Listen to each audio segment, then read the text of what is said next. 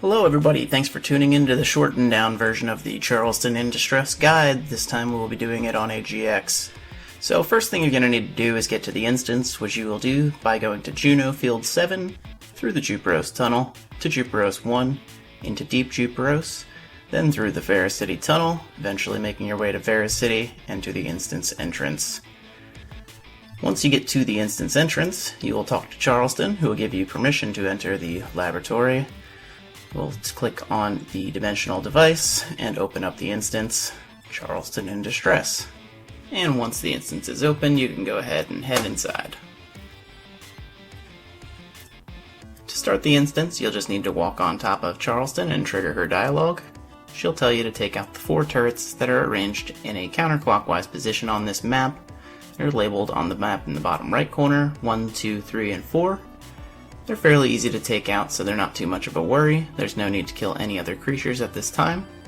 You'll also see on that bottom right map that there's a couple more markers on there. There's an L for Laboratory, an S for Shalush, who's used to exit the instance, and a C at the center for the core. Once you've done the 4 towers, then you'll need to make your way towards the laboratory using the path that is shown.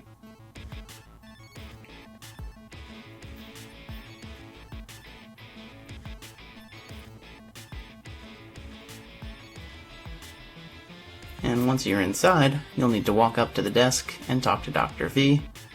He will trigger a dialogue between him and Charleston. He will then tell you to talk to Charleston, who will direct you to talk to the computer that's highlighted behind the desk, to also get another portion of the quest, which will be a turn-in to kill 50 steps.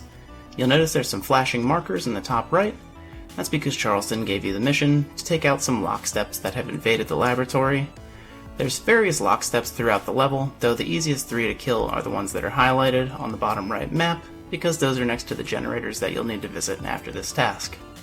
Through this whole time, you're going to want to make sure to be taking out the steps, because those will complete your turn-in quest.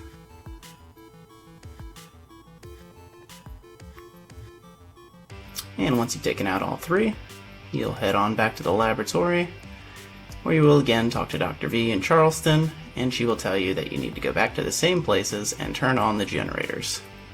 And there will be some kick steps guarding the generators, though it's not absolutely necessary to kill them. You just need to get right up next to the generator and turned on.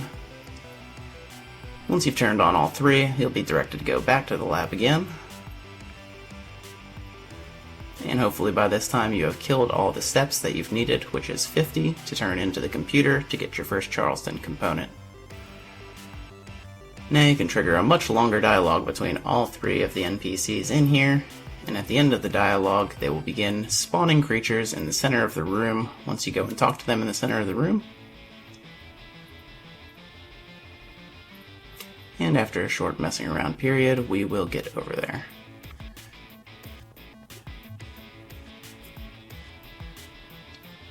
Trigger their dialogue, and then they will begin spawning various creatures. It'll begin with H-types, and then they'll start spawning some lock steps, and finally a kick step will trigger the end of it. At this point in the instance, you don't want to leave the laboratory because there's suspicion that you will not be able to complete the quests any further if you're out of the room during this portion.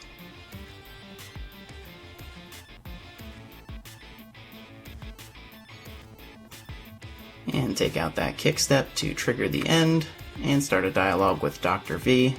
They'll then be discussing that they need to go see Charleston 3 in the core. So after that dialogue, make your way to the core, and hopefully you've also collected 1 explosive powder, which you will need to turn into Charleston 1 to enter the core. The explosive powders drop from the lock step, or from the regular steps, so it's not really a problem to get one before you're at this point. Make sure to clear out all the regular steps from this room, because nothing's worse than getting good items from the MVP and having a looter eat them all. The best armor to wear for this fight is definitely holy armor. Unfortunately, I learned a little bit late into this fight that I didn't have enough critical. I think I was sitting at 109 with my consumables, which wasn't enough to make use of Charleston's 100 luck, which cuts down your ability to crit him. So definitely want to bring a Safa Cloth and be pushing over 120 crit if you're going to do criticals on him.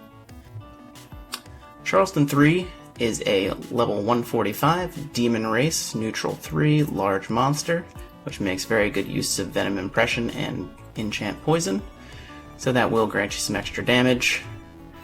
GX is my favorite to kill him on because you don't really need to use too many consumables, like on Genetic, where 24 million damage in bombs can be quite a few bombs. And for that reason, I just love using GX in this instance. Now, you'll notice that I'm not critting at 100%, so I realized quickly after that I would need to switch to a Sophocloth. Unfortunately, my Ifrit Sophocloth was broken, and the only one I had on me, although it had high crit rate, was a Evil Druid carded one, which is not the best idea when you're fighting an MVP who has Meteor Storm. Luckily, this can be used as an example of how weak his Meteor Storm actually is, because even with a 200% damage increase, one Meteor Storm only does about 30% of my health, which can easily be potted out. So it didn't really pose too much of a problem here. But just to be safe, bring Holy if you're really worried about damage.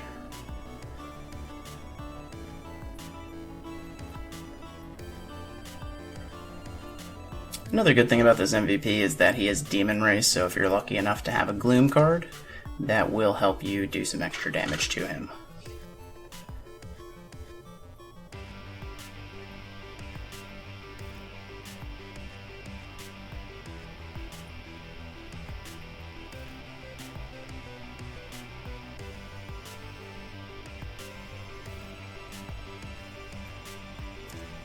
Once you have finally gotten through all 24 million health, Charleston will have a chance to drop quite a few weapons, including a Tornado Axe, the Pile Bunker P, Pile Bunker, and the favorite that I have not yet gotten, a Robot Arm.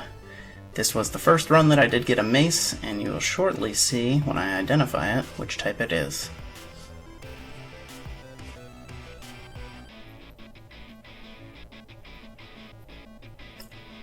And the wait is over. It is a Pile Bunker P, which has an attack of 450, is neutral, and really resembles the regular Pile Bunker, although it does give you an extra 5 attack per upgrade.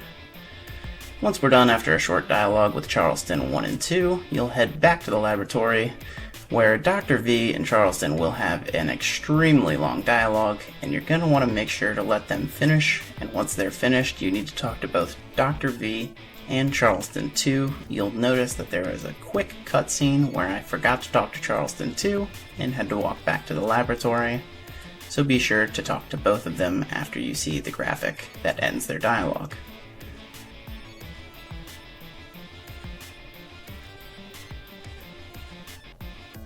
Dr. V is done, Charleston is done. And now we can head back to Shalush, who is conveniently right to the left of the laboratory. Talk to Shalush and select that I want to go back, and you will get 3 more Charleston components, which made a perfect run of all 5 components. You'll be spit out a bit to the right, but make sure to go back and talk to Charleston, and you will get some experience and job experience. Unfortunately, I'm 175.60, so I was not able to see how much you get. Hope you all enjoyed, and have fun!